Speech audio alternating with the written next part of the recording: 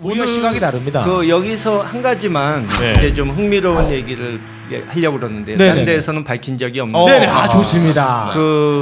이 사람이 쫓겨나고 난 다음에 네. 청와대 지하실을 한번 들어가 봐야 됩니다. 관저 지하실을. 관저 지하실. 네. 한 3, 4주 전에 네. 어떤 일간지 기자 한 분이 저한테 이제 전화를 해가지고 네. 관저 지하실에 대해서 물어보더라고요. 네. 근데 저는 저희 아버지께서 거기 계실 때 지하실 한두 번밖에 들어가 본 적이 없고 거기 뭐 있어요? 거기에 뭐가 있는지 자세히 보질 않았어요. 네. 그래서 잘 기억이 안 났는데 청와대에 과거에 근무하셨던 분한테 물어보니까 네.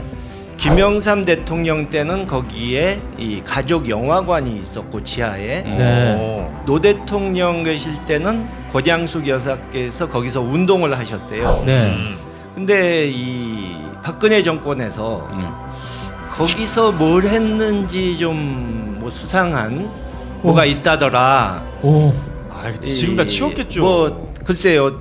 뭐 차은택 씨도 그 뭐 이런저런 얘기가 있지 않았습니까? 그래서 장르가 그쪽입니까? 예. 이건 그렇습니다. 그래서 네. 거기를 개조해서 네.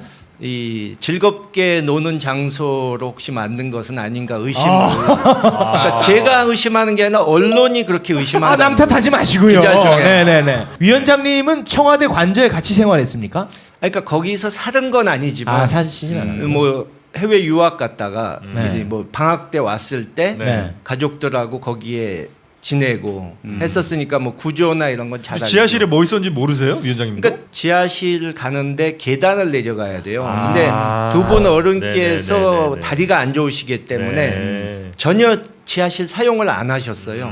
네. 그러니까 저희도 뭐 거길 들어갈 일이 없었던 거죠. 그 우리 김대중 대통령님은 그러면은 관저에서는 업무 거의 안 보시고 그러니까 뭐 특별히 몸이 안 좋으신 날 빼고는 이 긴 시간을 관저에서 보내시는 걸 본 적이 없습니다. 그러니까 그 당시에 사실 임기 초부터 이 신장 투석을 받으셔야 될 상태였는데 그 신장 투석을 받으면은 종일 쉬어야 되거든요. 힘이 들어서 한 반나절은. 그렇기 때문에 그걸 안 하고 버티신 거죠. 위원장님은 MB랑 GH 중에 누가 더 좋아요? 글쎄요. 그러니까 비교 뭐 5위. 비유하자면 물에 빠져 죽느냐 독사에 물려 죽느냐 선택하라는 소리인데 선택이 어렵죠. 재치 있습니다. 물은 저 4대강을 의미하는 MB 같은데 그렇게 되는구나. 탄핵이 된단 말입니다. 근데 또 이제 마음은 거기서 대통령직까지 이뤘는데 굳이 뭐 구속을 하고 감옥 보내고 이건 좀 심하지 않느냐 이런 논리로 방어할 것 같은데 어떻게 보십니까? 구속이요. 네. 글쎄요. 검찰이 이제 알아서 결정을 해야겠지만 수사를 피하고 있고 증거인멸 시도가 있고 그 두 가지만 놓고 봐도 구속 사유는 충분하지 않나. 게다가 지금 오늘 돈 써서 이 관제 데모 시켰다는 것까지 나오지 않았습니까? 그러니까 충분히 이 피의자로서 하지 않아야 될 것은 다 했기 때문에. 또 있습니다, 위원장님. 거주지 불명입니다. 온갖 강남의 호텔들은 다 다녔어요. 집에 없었습니다, 주로. 팩트입니까? 이 사람 그 뉴스를 안 봤구나. 그 박근혜 강남 호텔 그것만 입력해봐 다 나와. 지금 아마 그 원래 살던 삼성동 집 근처 주민들은 제발 구속돼서 삼성동으로 안 돌아오기를 바라고 있을 겁니다. 그 동네 시끄러워서 어떻게 살겠습니까? 매 그 선거철만 되면 노무현 정권에 같이 함께했던 분들 호남 홀대로 나오지 않습니까? 거기에 대해서 좀 간략하게 저도 알아들을 수 있는 언어로 좀 설명해 줄 수 있을까요? 뭐 길게 얘기하는 것은 뭐 이미 여기저기서 얘기가 나왔기 때문에 길게 얘기할 필요는 없고 호남의 유권자들이 좀 섭섭하게 여기실 분도 있고 고의적으로 호남을 홀대했다. 그것은 맞지 않는 표현이고요. 좀 오해가 좀 많이 있었다. 대북 송금 특검이나 열린우리당 창당, 그러니까 분당 그것도 물론 잘못된 부분이 많았지만 그게 어떤 악의가 있어서 그랬던 것은 아니고 판단을 잘못한 부분도 있고 누군가의 이간질도 좀 있지 않았을까요? 뭐 좀 그런 것도 있을 수 있죠. 그리고 여러 가지 복잡한 요소가 얽혀서 그렇게 된 것이지 처음에 의도가 안 좋은 쪽은 아니었다. 그런 거죠. 그걸 그러니까 호남 분들도 알고 있습니까 지금? 많이 이해를 하셨다고 보고요. 근데 사실 좀 가라앉아 있었던 이슈인데 네. 그것을 2015년 전당대회 때 다시 이렇게 또 수면에 띄워가지고 그 후부터 계속 상황이 악화됐는데 박지원 대표가요? 그렇죠. 근데 그렇죠. 이렇게 쉽게 대답합니까? 네. 오. 그러니까 저는 그 부분에 있어서 동의할 수가 없는 것이 분명히 2009년에 아버지께서 돌아가시기 직전에 네. 그 노 대통령을 모셨던 분들과 박지원 대표, 뭐 정세균 대표 이런 분들을 모셔가지고 과거에 뭐 안 좋았던 감정은 다 잊고 정권 교체를 위해서 이 뭉쳐라 다른 네. 정치 세력까지도 끌어들여서 내 몫을 떼주는 한이 있더라도 이 통합을 이루어 가지고 그 진보 정당까지도 다 하는 품어라라고 데까지 최대한 말씀하셨어요. 그렇게 말씀을 하셨고 그러니까 거기서 더 이상 논란을 일으키면 안 되는 것이죠.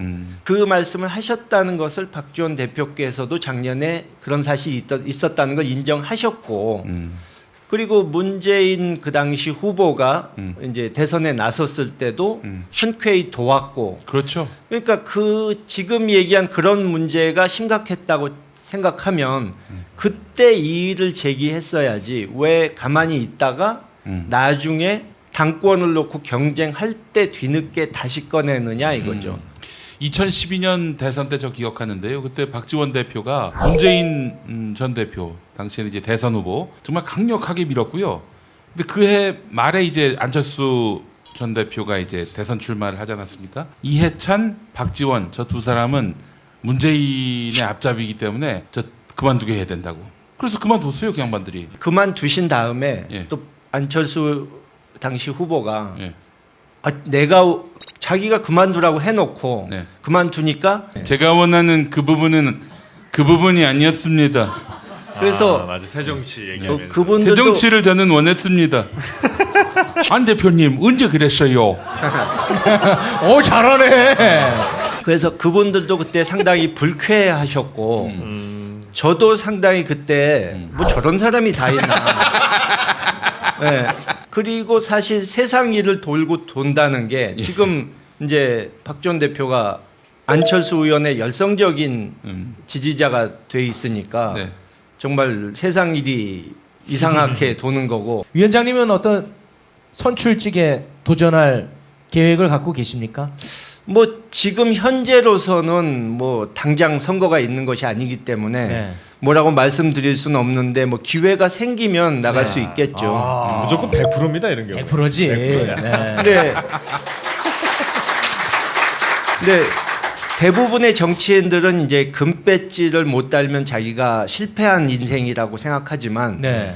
저는 뭐 꼭 금배지만이 나갈 길이다 이렇게 뭐 생각하지는 않으니까요. 일단 이 눈앞에 온 정권 교체부터 해내고 앞으로 이런 적폐청산이라든가 또는 한반도 평화를 위해서 제가 뭐 조금이라도 역할을 할 수 있는 부분이 있다면 그걸 하는 걸 먼저 생각하고 있습니다. 네. 네. 금패치저 실패한 인생 저기 있습니다. 저기.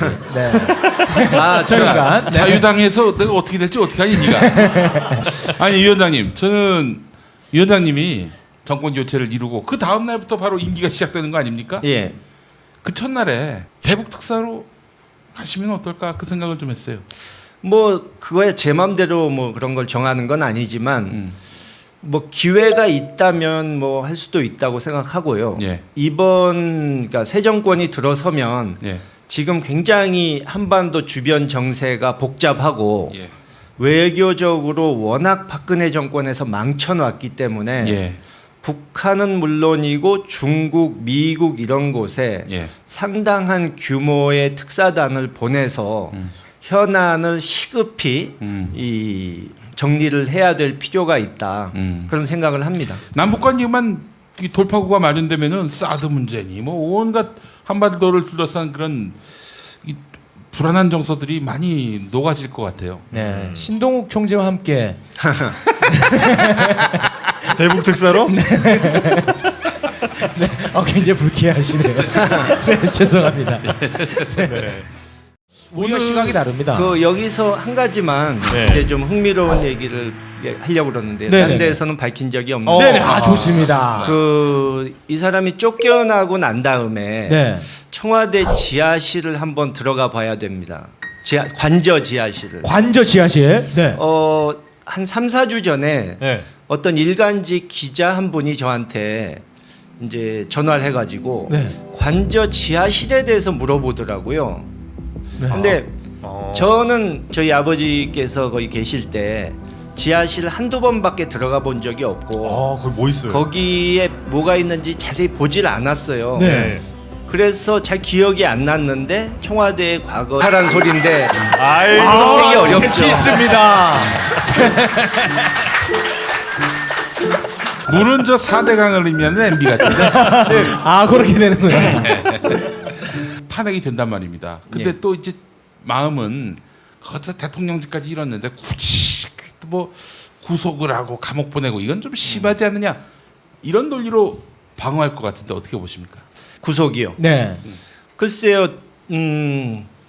검찰이 이제 알아서 결정을 해야겠지만 수사를 피하고 있고 증거인멸 시도가 있고 그 두 가지만 놓고 봐도 구속 사유는 충분하지 않는 것은 아닌가 의심을. 그러니까 제가 의심하는 게 아니라 언론이 그렇게 의심한다. 남 탓하지 마시고요. 기자 중에. 네네네. 위원장님은 청와대 관저에 같이 생활했습니까? 그러니까 거기서 사는 건 아니지만 사실 뭐 해외 유학 갔다가 네. 이제 뭐 방학 때 왔을 때 네. 가족들하고 거기에 지내고 했었으니까 뭐 구조나 이런 건 잘 알죠. 지하실에 뭐 있었는지 모르세요, 위원장님도? 그러니까 지하실 가는데 계단을 내려가야 돼요. 아. 근데 두 분 어른께서 네네네네네. 다리가 안 좋으시기 때문에 네. 전혀 지하실 사용을 안 하셨어요. 네. 그러니까 저희도 뭐 거길 들어갈 일이 없었던 거죠. 그 우리 김대중 대통령님은 그러면은 관저에서는 업무 거의 안 보시고 그러니까 뭐 특별히 근무하셨던 분한테 물어보니까 네. 김영삼 대통령 때는 거기에 이 가족 영화관이 있었고 지하에 네. 노 대통령 계실 때는 고장숙 여사께서 거기서 운동을 하셨대요. 네. 근데 이 박근혜 정권에서 거기서 뭘 했는지 좀 뭐 수상한 뭐가 있다더라. 오. 지금 다 치웠겠죠. 뭐 글쎄요. 뭐 차은택 씨도 그 뭐 이런저런 얘기가 있지 않았습니까? 그래서 장르가 그쪽입니까? 예. 이건 부럽습니다. 그래서 네. 거기를 개조해서 네. 이 즐겁게 노는 장소로 특별히 몸이 안 좋으신 날 빼고는 이 긴 시간을 관저에서 보내시는 걸 본 적이 없습니다. 그러니까 그 당시에 사실 임기 초부터 이 신장 투석을 받으셔야 될 상태였는데 그 신장 투석을 받으면은 종일 쉬어야 되거든요. 힘이 들어서 한 반나절은. 그렇기 때문에 그걸 안 하고 버티신 거죠. 위원장님은 MB랑 GH 중에 누가 더 좋아요? 글쎄요. 그러니까 비교 뭐 5위. 비유하자면 물에 빠져 죽느냐 독사에 물려 죽느냐 선택